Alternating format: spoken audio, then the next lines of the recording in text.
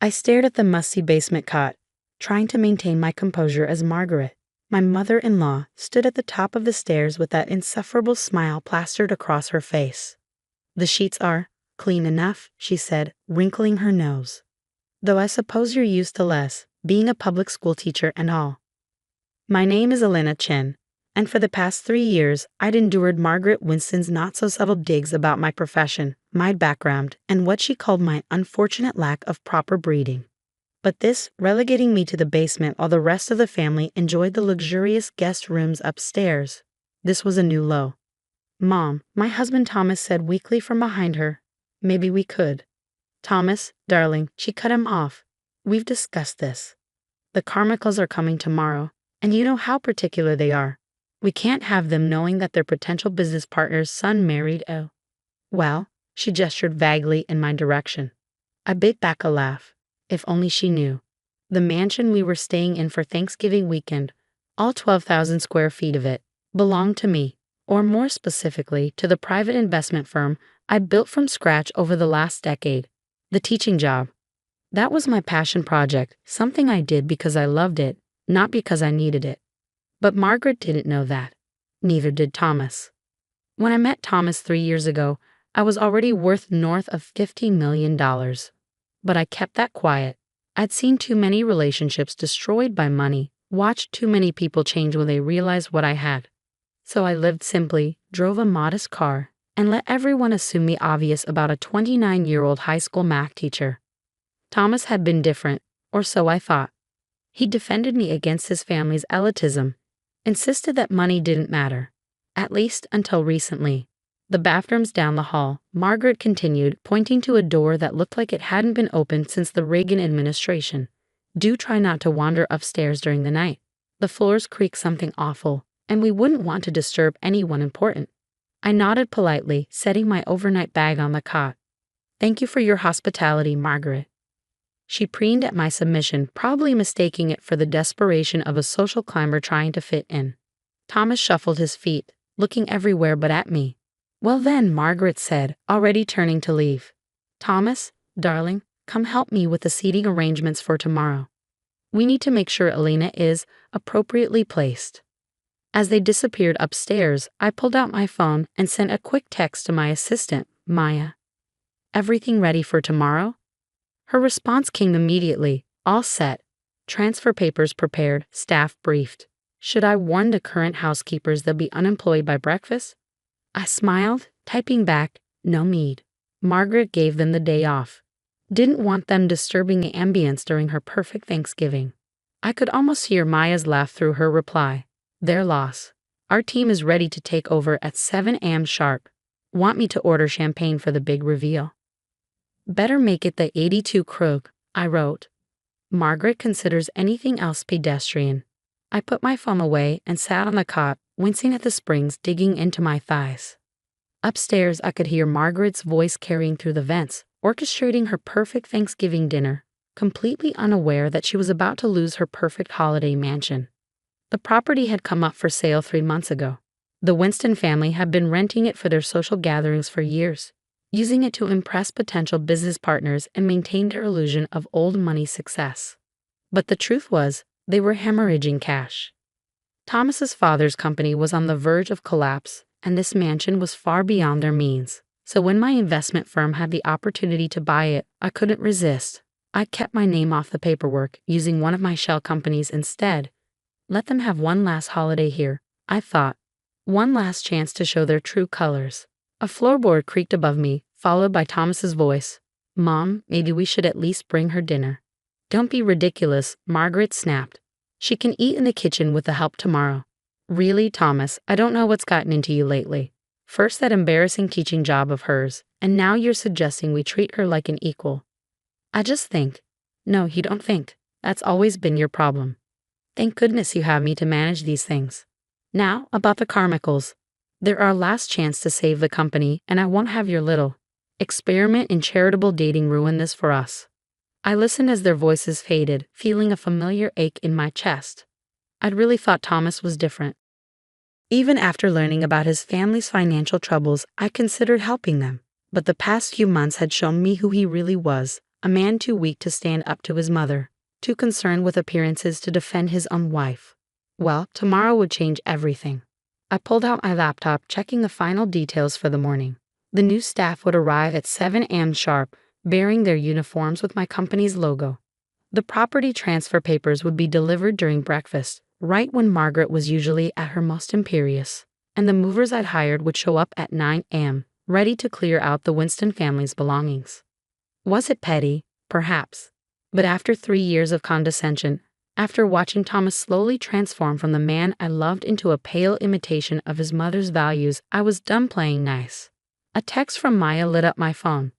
"Car's ready for tomorrow. Driver will be there at 6:30 a.m. to take you to get changed. Sure you don't want to sleep somewhere else tonight?" I looked around the basement at the water stains on the ceiling and the mysterious stains on the carpet. "No," I typed back. "I want to remember every detail of this. It'll make tomorrow that much sweeter." As I settled onto the lumpy cot, I could hear Margaret's voice drifting down again, planning tomorrow's festivities in excruciating detail. She had no idea that her perfect Thanksgiving was about to become anything but. I smiled in the darkness, setting my alarm for 6 a.m. In just a few hours, everyone in this house would learn exactly who Elena Chen really was. The basement was silent except for the gentle hum of my alarm at 6 a.m. I woke instantly, years of early morning meetings having trained my body to snap to attention. Upstairs, the house was still quiet. The Winstons weren't early risers, especially not Margaret, who considered anything before 9 a.m. uncivilized. Perfect.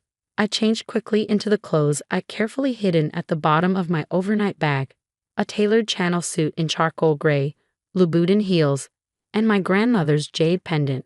The transformation from humble teacher to CEO was subtle but unmistakable. The town car was waiting at the end of the long driveway when I slipped out, Maya standing by the door with a coffee in hand.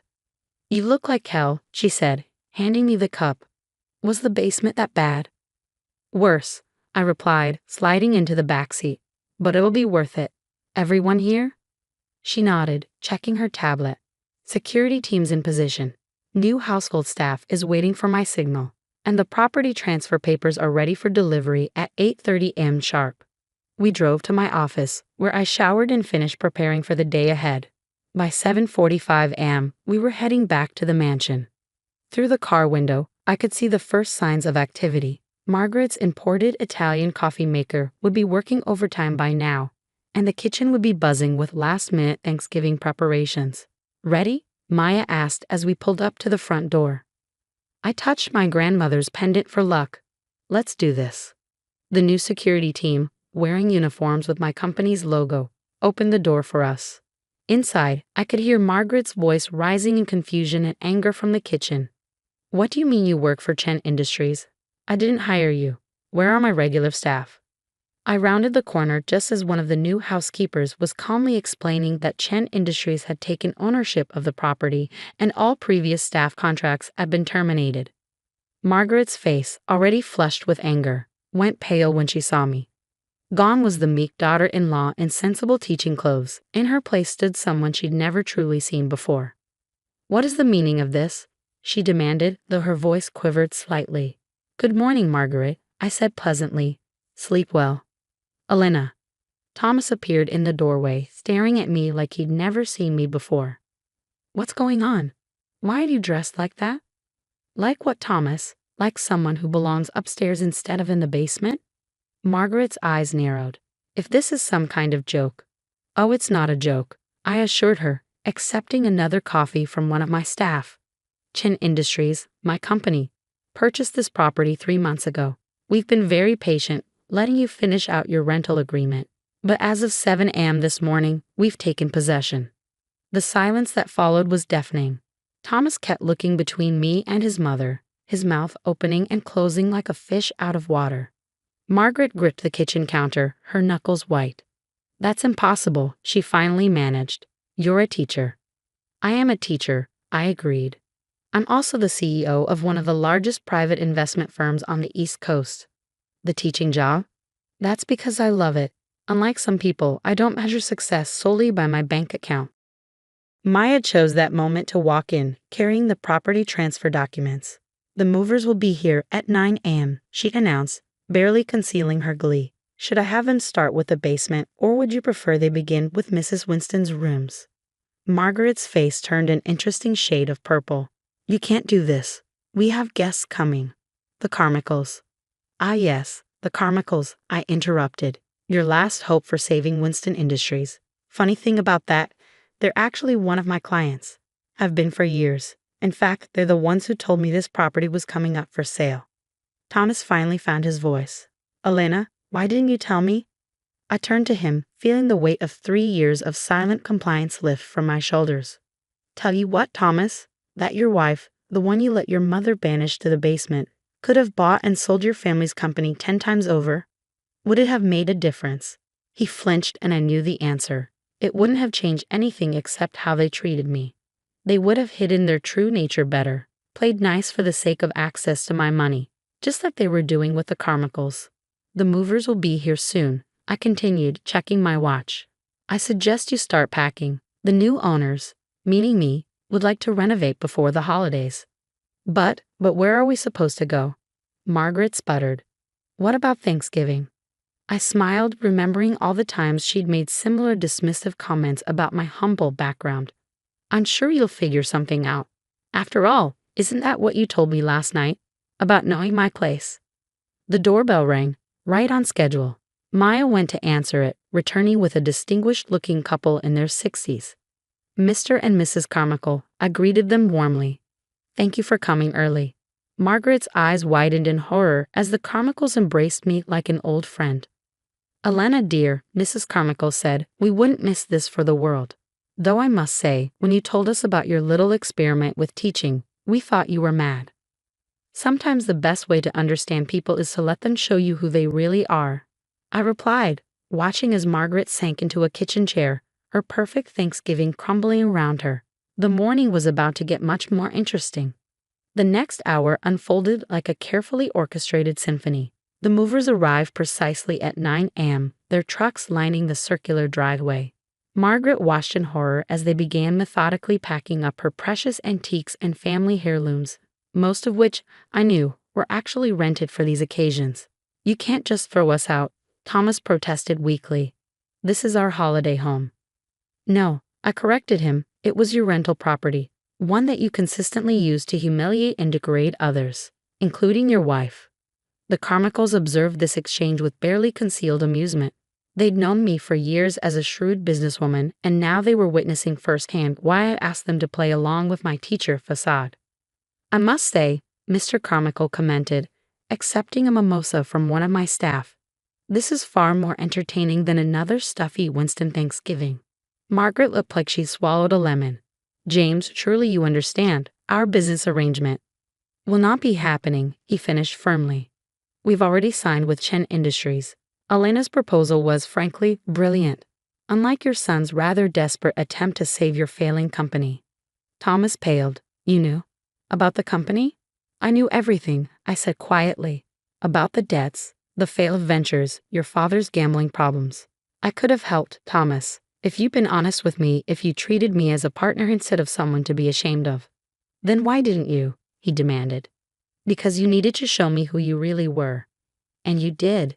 Every time you stayed silent while your mother insulted me. Every time you chose appearance over substance. Last night in the basement, that was just the final confirmation. Maya appeared at my elbow. The master suite is cleared. Would you like to show the Carmichaels the renovations you're planning? I nodded, but Margaret wasn't finished. This is ridiculous. Thomas, are you going to let her treat your family this way? Thomas looked between his mother and me, and for a moment, I saw a flicker of the man I thought I married. But then it vanished, replaced by the same weak-willed compliance I'd grown to despise. You're right, Mother, he said. Elena, you need to stop this, whatever point you're trying to make. I held up my hand. The only point I'm making is that actions have consequences. You chose your mother's approval over your wife's dignity. Now you can have it permanently. I pulled an envelope from my bag and handed it to him. Divorce papers. My lawyer drew them up last week. Don't worry, I'm not asking for anything. You can keep whatever's left of your family's reputation. The sound of furniture being moved upstairs punctuated the silence that followed. Margaret had sunk into a chair, her perfect makeup streaked with tears. Thomas stared at the envelope like it might bite him. "You could have told me," he whispered. "Would it have changed anything?" I asked. "Would you have stood up to her? Defended me? Or would you have just hidden your contempt better, played nice to access my money?" His silence was answer enough. Mrs. Carmichael touched my arm gently. "Shall we look at those renovation plans, dear? I have some wonderful ideas for the solarium." As we climbed the stairs, the same stairs Margaret had forbidden me to use last night, I heard Thomas's defeated voice. "Where are we supposed to go?" I paused, looking back at the family that had nearly broken my spirit. "I hear the basement's available. The renovations took 3 months. I kept the mansion's historic charm, but modernized the spaces that needed it. The basement was converted into a state-of-the-art classroom where I now teach weekend mathematics programs for underprivileged students. The same students Margaret would have sneered at now fill these halls with laughter and learning." Thomas signed the divorce papers without contest. Last I heard, he and Margaret had moved in with a distant cousin in Connecticut. Winston Industries filed for bankruptcy shortly after the Carmichaels publicly announced their partnership with Chen Industries.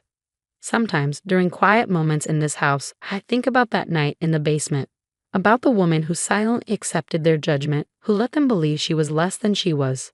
She's gone now, replaced by someone who never again has to pretend to be small for others' comfort. Maya says I should have exposed them sooner, but I disagree. Some lessons are worth waiting for. Some revelations need the perfect timing. And some basements make excellent classrooms, once you clear out the cobwebs and let in a light.